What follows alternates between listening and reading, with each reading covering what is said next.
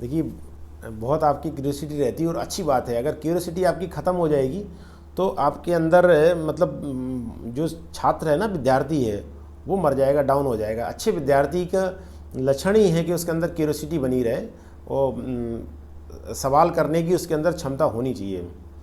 किसी ने मुझसे पूछा, सर न्यायिक रिमांड क्या होती है? बहुत अच्छा सवाल है, सामान्य लोगों को नहीं समझ में आता। आप टीवी में सुनते होगे, पेपर में देखते होगे, तो मैं आपको सारी रिमांड मोटी मोटी समझा देता हूँ। जब हम किसी क्रिमिनल को पकड़ते हैं, ठीक है, मैंने किसी क्रिमिनल को पकड़ लिया, वो तमंचे के साथ था, हमने तमंचा बरामद कर लिया, अब हमें अपने पास उसको रखने की ज़रूरत नहीं है, तो नज़दीकी मजिस्ट्रेट के यहाँ हम उसे 24 घंटे के अंदर प्रोड्यूस करेंगे। हमने अरेस्ट किया, मेमो बनाया, केस जारी लिखी और उसे न्यायालय में प्रोड्यूस कर दिया, एक रिमांड शीट भर के दे दी, जज साहब ने 14 दिन की रिमांड दे दी, उसको जेल भेज दिया। इसको कहेंगे न्यायिक रिमांड। वो न्यायिक हिरासत में चला गया। अब आगे वो बेल डालेगा तो हमारे यहाँ से कमेंट जाएगा, या हमें और हर बार 14 दिन के बाद हर बार एक रिमांड भर के भेजनी होती है कि इसे और रखा जाए आगे, जब तक कि उसकी बेल नहीं हो जाती है। दूसरा, अब वही आदमी अगर कट्टा के साथ पकड़ा गया और वो लुटेरा है, उसने एक लूट भी कर रखी है, हमने जैसे किसी लुटेरे को पकड़ा, उसके पास कट्टा मिल गया, तो आर्म्स एक्ट का तो उसके ऊपर हो ही गया केस, प्लस जो उसने लूट करी है, अब लूट का माल उसने, मान लो हम यहाँ हैं बनारस में, लूट का माल इसने दिल्ली में रखा हुआ है, तो दिल्ली तक आने और जाने में कम से कम 2 से ढाई दिन लगेगा, कंटिन्यू जाने में। अब इंसान है, रेस्ट भी करेगा, ऐसा तो है नहीं कि चला जाएगा वापस चला आएगा। उसी हिसाब से हम लिख के देंगे मजिस्ट्रेट साहब को कि हमें माल रिकवरी करने दिल्ली जाना है, लगभग इतने दिन लगेगा, हमें इसकी पुलिस रिमांड दिया जाए, इसको बोलते हैं पुलिस कस्टडी रिमांड।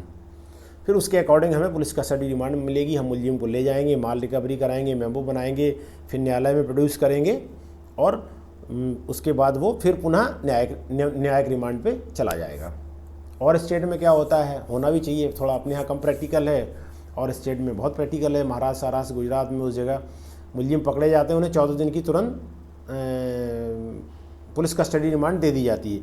जैसे आपने अभी इधर देखा हो, बहुत प्रसिद्ध एक नेताजी को ईडी ने पकड़ा, तो उनको पुलिस कस्टडी रिमांड 2 बार उन्हें एक्स्ट्रा मिली, बढ़ा के मिली। अब एक होती है ट्रांजिट रिमांड।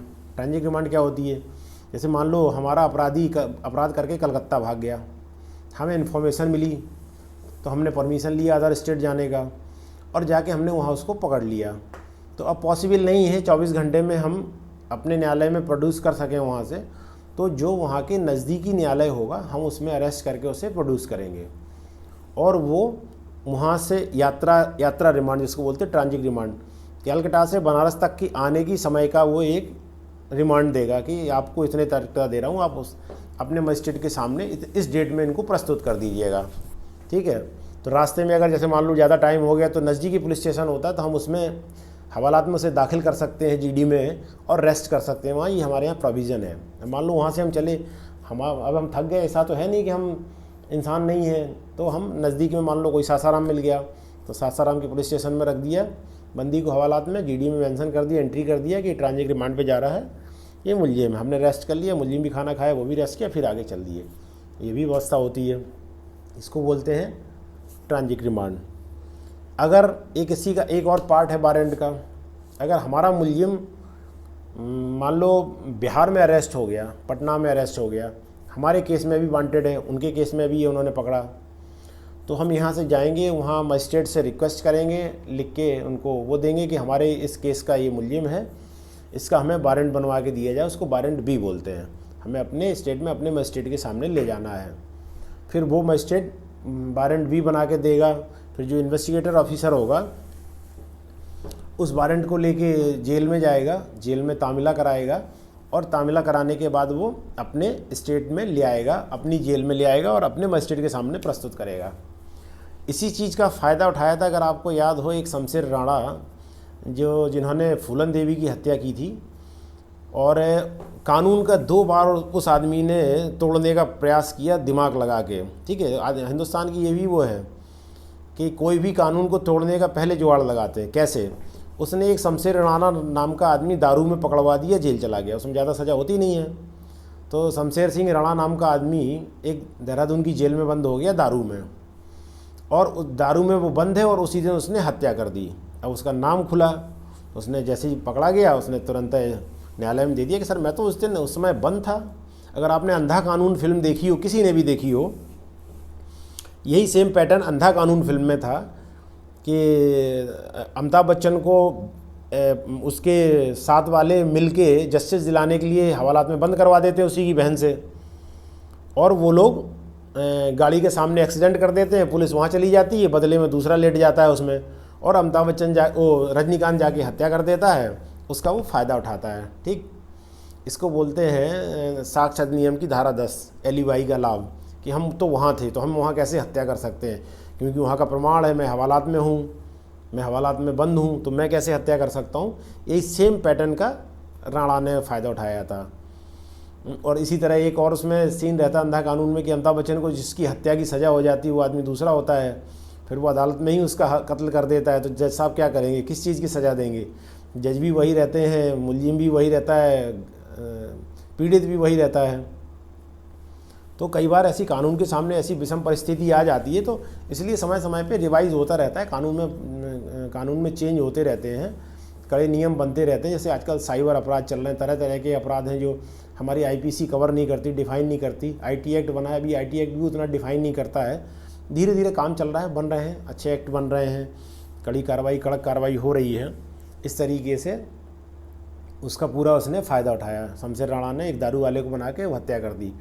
अब जो वारंट बी था उसने उसके साथ भी खेला, जो मैं वारंट बी आपको समझाया कि राणा ने कैसे वारंट बी का उपयोग किया। जैसे मान लो मैं इंस्पेक्टर हूँ, मैं किसी को वारंट बी पे लेने पटना गया, तो पटना पुलिस वाले तो पटना मजिस्ट्रेट और वो तो जान ही रहे कि ये इंस्पेक्टर है कि नहीं, मैं वर्दी पहना हूँ, नंबर प्लेट लगी है, वो मेरे पास कागज़ भी हैं, और मैंने वहाँ प्रस्तुत किया कि सर देखिए ये हत्या केस में है, ये पेपर कटिंग भी लगा दी, दिखा दी जज साहब को, देखिए इसने वहाँ पे ये हत्या की है, ये नाम खुला है, ये हमारी केस जारी है, इसमें ये मुलजिम पाया गया है, मुलजिम बना है, लिहाजा इसे हमें अपने जेल में ले जाने की अनुमति दी जाए।